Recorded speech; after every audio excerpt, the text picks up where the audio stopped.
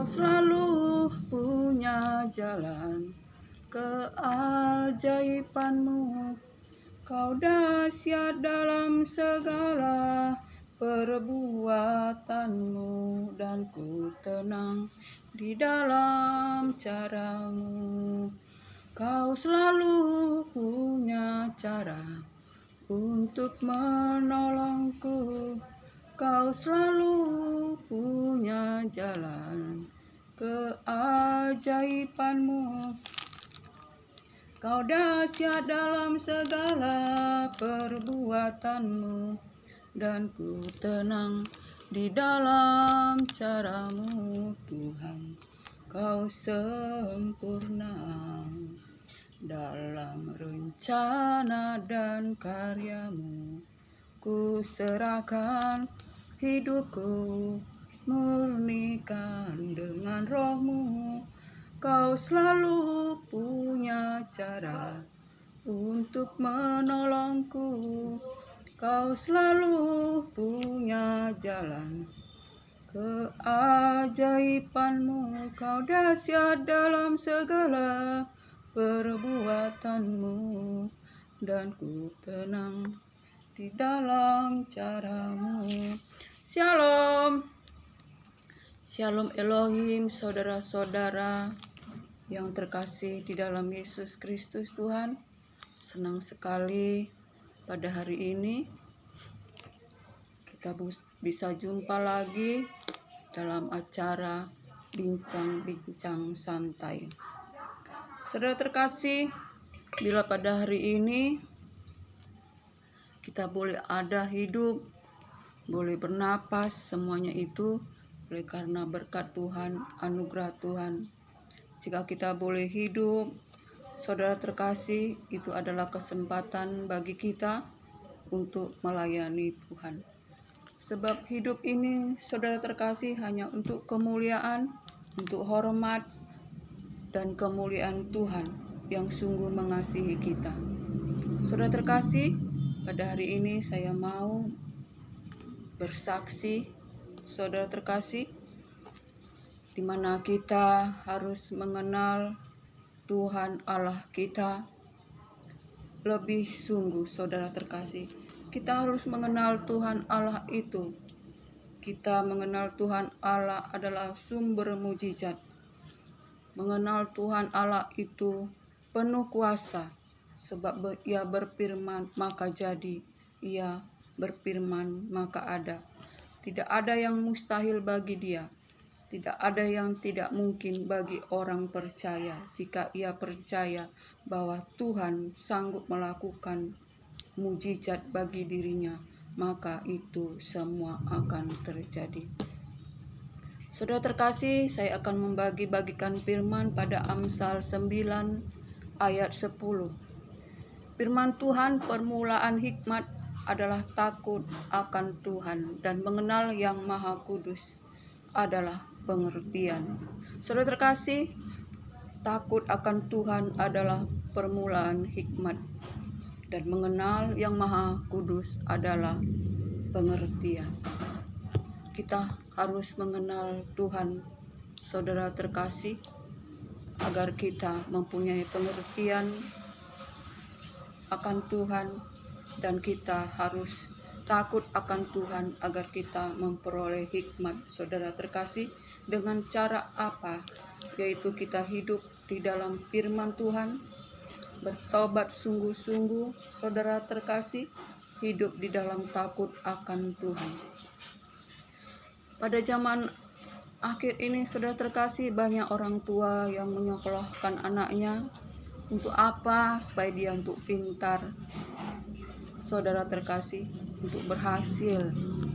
Tetapi saudara terkasih, banyak daripada orang tua itu tidak memberikan nasihat supaya anaknya takut akan Tuhan, mengenal Tuhan, agar memperoleh pengertian, dan takut akan Tuhan agar anak-anaknya memperoleh hikmat. Saudara terkasih, sebab kepintaran dunia di dunia ini, saudara terkasih, adalah kebodohan bagi Tuhan.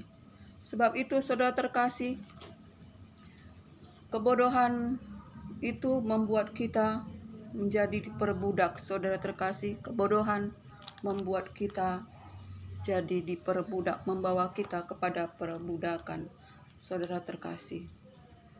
Tetapi orang yang takut akan Tuhan, saudara terkasih, ialah permulaan hikmat dan pengenalan akan Tuhan adalah pengertian.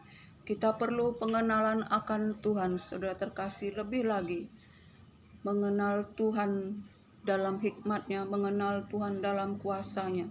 Jika kita mengenal Tuhan, saudara terkasih, maka kita memperoleh mujizat dan kita kuat dan kita akan bertindak. Ada mujizat sebab Tuhan itu adalah sumber mujizat. Yang ada menjadi tidak ada, yang tidak ada menjadi ada. Kutuk bisa menjadi berkat dan berkat bisa menjadi kutuk. Itulah kuasa Tuhan, saudara terkasih. Jika kita hanya mengejar dunia ini saja, kita pintar dunia, tetapi di mata Tuhan itu kita bodoh, dan kebodohan itu membawa kita kepada perbudakan, tetapi kebenaran membawa kita kepada kemerdekaan. Saudara terkasih, sehingga firman Tuhan berkata, yang kuhendaki adalah pengenalan akan Allah dan kuasa kebangkitannya dan persekutuan dalam penderitaan dan dalam kematiannya. Saudara terkasih, bila kita lihat firman Tuhan di Yeremia 9 atau 23 sampai 24, saudara terkasih, yang ku kehendaki adalah pengenalan akan Tuhan dan kuasa kebangkitannya dalam persekutuan dalam penderitaannya, dan kita menjadi sama dalam kematiannya, saudara terkasih. Saudara terkasih, sebab itu banyak orang di akhir zaman ini tidak mau menderita, tidak suka menderita, saudara terkasih. Mereka hanya ingin senang, tapi senang di dalam daging, tidak mau menderita untuk Tuhan, saudara terkasih. Padahal hidup ini, saudara terkasih, hanya sementara sia-sia. Mengapa kita harus menderita, saudara terkasih, di dalam Tuhan Yesus? Agar kita itu sama di dalam penderitaan dalam Yesus Kristus dan di dalam kematiannya, yaitu kita sama dengan Yesus Kristus Tuhan, yaitu kita diubahkan melalui penderitaan, saudara terkasih.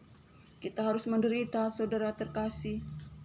Sebab itu untuk kita lebih mengenal Tuhan itu, kita melakukan puasa, saudara terkasih, melayani Tuhan, membaca firman, berdoa pagi-pagi, jam 5, bersekutu dengan Tuhan lewat doa, lewat penyembahan. Kita harus menderita.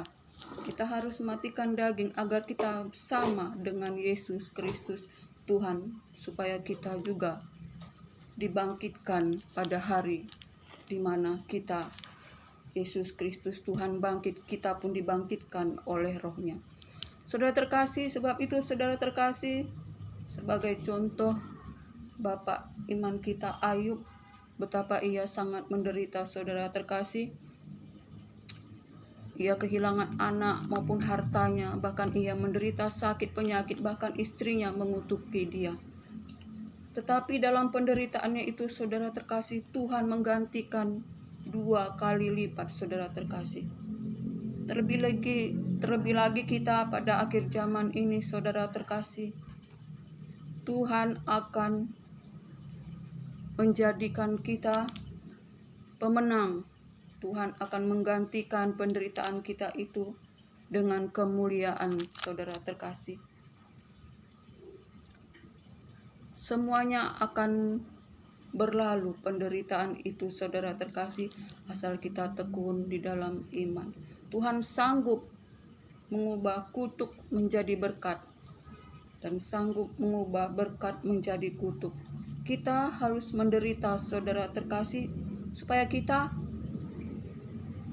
sama dengan Yesus Kristus Tuhan,